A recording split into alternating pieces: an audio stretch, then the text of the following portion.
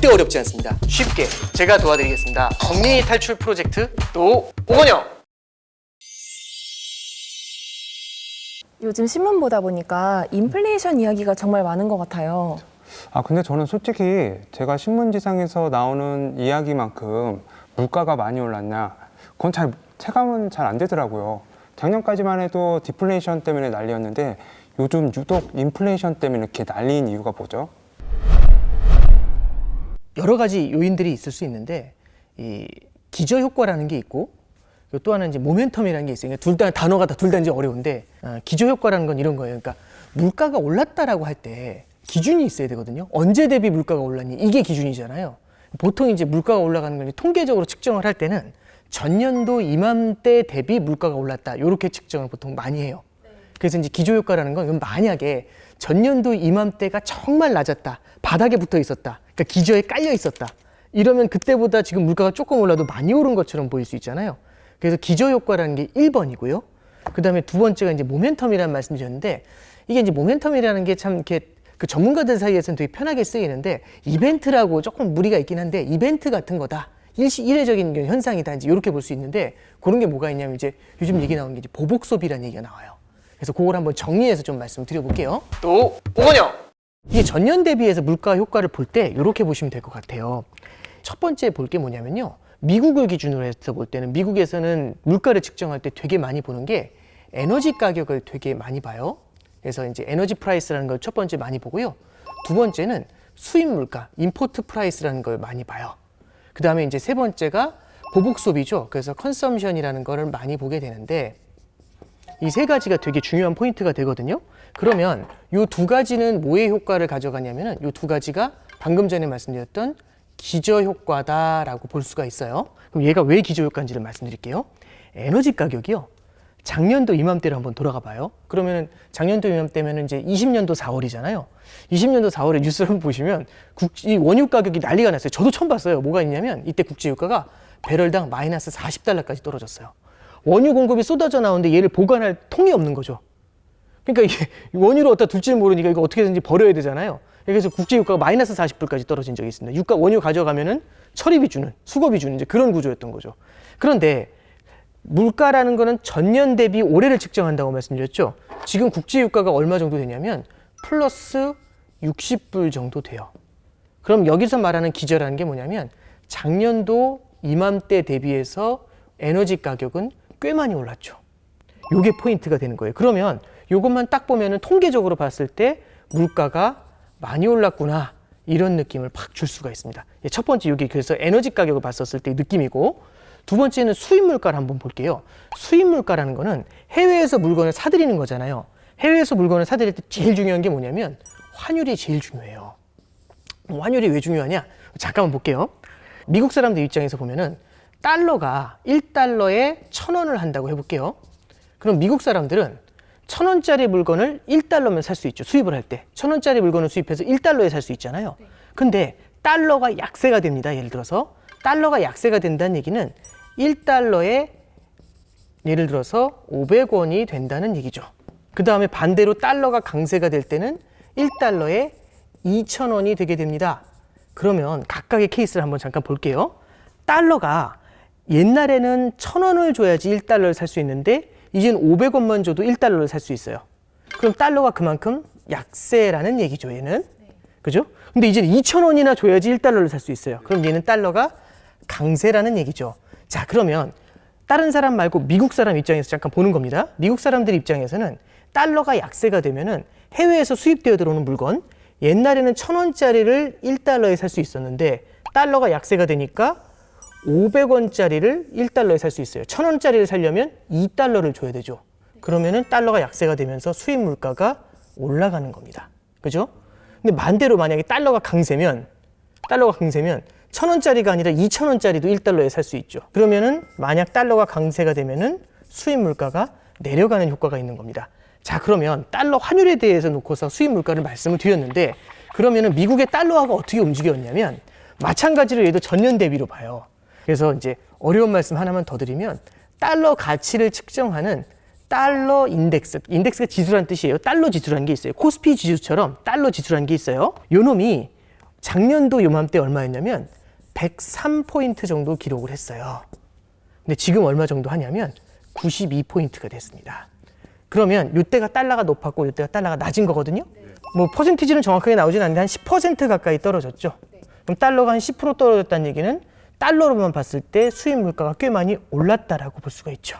그래서 두 번째는요. 요 임포트 프라이스, 수입 물가 측면에서 봤을 때 달러 약세 때문에 수입 물가가 올랐다. 이제 이렇게 볼 수 있는 겁니다. 잠깐 차트를 한번 잠깐 보도록 할게요. 그래프가 두 개가 있는데 제가 이제 좀 투박하게 화살표로 표시한 게 있어요. 이제 메이 20이라고 나와 있는 게 2020년도 5월 달이에요. 보시면 이제 무슨 피레침처럼 밑으로 확 박히게 보이죠. 국제유가가 작년 이맘때쯤에 마이너스 40불까지 내려갔던 그때의 그림입니다. 근데 지금 최근의 국제유가를 보면은 한 60달러 정도 수준까지 올라와 있죠. 그 피레침처럼 밑에 박혀 있을 때 대비해서 지금의 가격을 얘기해 주는 거예요. 그 다음에 다음 페이지 하나 또 보시면은요. 달러 인덱스라는 게 나와요.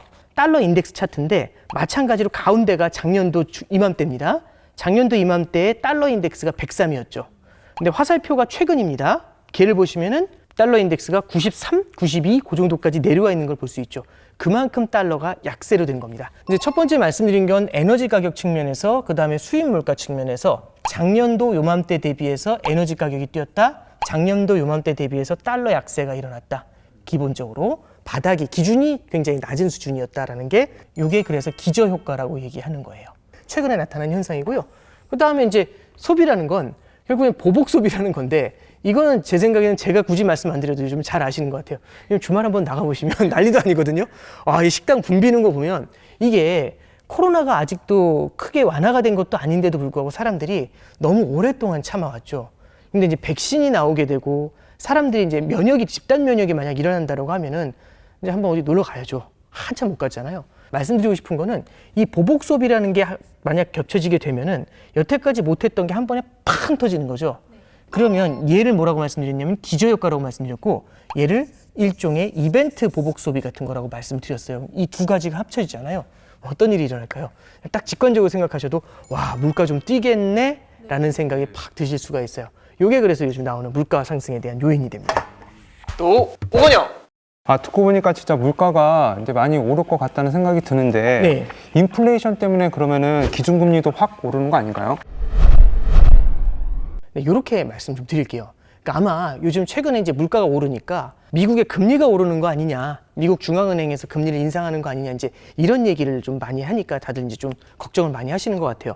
이럴 때는 뭐 이제 물가가 올라간다, 내려간다, 이거 사실은 전망한다는 것 자체 굉장히 어려운 건데 그러면은 결국에는 미국 금리를 올리고 내리고 하는 그 주체가 어떻게 전망을 하는지를 보는 게 되게 중요하겠죠.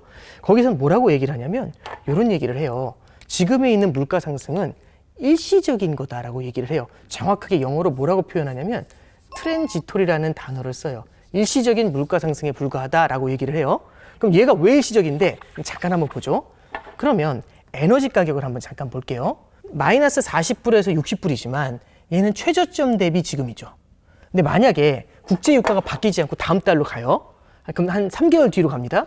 근데 국제유가가 3개월 뒤에도 한 60불 그대로 유지를 해요. 근데 작년도 보면은 작년도 4월에는 마이너스 40불이었는데 작년도 6, 7월 정도 되잖아요. 국제유가가 한 45불까지 뛰어 올라와요. 그럼 어떻게 되나요? 이 둘의 차이가 처음에 이만큼 됐었는데 지금 가격은 별로 안 올라가는데 옛날 가격은 막 올라오죠. 이러면 이 갭이 줄어들게 되겠죠. 네, 그러면 이제 기저효과가 많이 줄어드는 효과가 생겨요. 하나 더. 그럼 이 달러 인덱스도 보면은 아까 전에 여기다 제가 103이라고 썼고 요게 92라는 말씀 드렸잖아요. 그럼 92 정도로 한 3개월만 가면 똑같이 92가 되는데 얘는 작년도에 3개월 정도 지나서 작년 7월까지 오잖아요. 그러면은 95 정도까지 내려와요. 그럼 이 갭이 많이 줄어들게 되겠죠. 그러면 이 둘로 인한 기저 효과가 사실상 줄어드니까 얘를 보고서 판단하는 건 어려워 이런 거죠. 그러니까 직관적으로 이렇게 생각하면 될 것 같아요. 중앙은행이 기준금리를 인상하잖아요. 그 기준금리가 영향을 미치는데도 상당한 시차가 걸려요. 근데 보니까 유가가 떨어지는 걸, 유가가 올라가는 걸 보면서 금리를 올렸어요. 근데 다음날 보니까 유가가 급격히 하락하는 거죠. 미안해 하면서 다시 내릴 수는 없죠.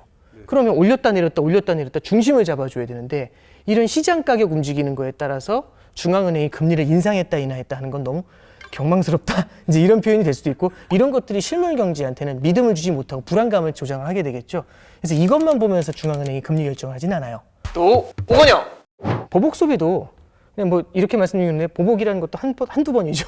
이거 계속하진 않을 거예요. 보복 소비 매주만 할 수는 없잖아요. 그러니까 저도 한번 제대로 한번 놀러 갔다 와야겠다 하고 싶은데 갔다 오면 이제 그때부터 또 옛날처럼 살지 않을까 싶어요. 그래서 이런 것들은 일시적인 현상이다라고 얘기를 해요. 그러면 이제 이런 생각이 들겠죠. 그럼 중앙은행은 기준금리를 인상할 때 어떤 걸 많이 볼까? 그러면 한 번 올라가면 내려오지 않는 게 있어요. 그게 뭐냐면은 임금이라는 게 되게 중요해요. 임금이라는 건 한 번 올라가면 내려오질 않아요. 그래서 뭐 웬만한 불황기에도 임금이 동결됐다는 얘기는 나와도 임금이 막 깎였다 이런 얘기가 잘 안 나오는 거예요. 왜냐하면 그만큼 저항도 강하죠. 그래서 임금은 한 번 올라오면 내려가질 않는데 임금의 영향을 가장 많이 주는 게 뭐냐면은 고용입니다. 고용이 많이 늘어나잖아요. 그러면 실물 경제에서 기업들이 채용을 하기가 너무 어려워지면 임금을 올려줘야 되겠죠. 그래서 이 고용 지표가 미국에 있는 실물 경제가 살아나면서 임금이 올라가는 시그널이 나왔을 때 이게 진성의 인플레이션을 만들어낸다 이런 얘기가 나와요. 그럼 이때 그래서 중앙은행이 반응을 하는 거고요. 그래서 중앙은행에서 얘기할 때 고용이 되게 중요하다라고 얘기를 하는 이유가 이제 이런 데 있는 겁니다. 그래서 이제 다시 한번 정리를 해드리면 최근의 물가에 대해서 중앙은행이 판단하는 건 기저효과와 이런 모멘텀, 이벤트 때문에 일시적인 거다라고 보고 있고요. 이렇게 임금이 올라올 때까지는 좀 더 지켜봐야 된다. 이게 현재 중앙은행의 스탠스예요. 네, 그렇게 보시면 될 것 같습니다. 네, 오늘은 이 정도 진행하도록 하죠. 네, 감사합니다. 네, 다음 주에 또 오건영.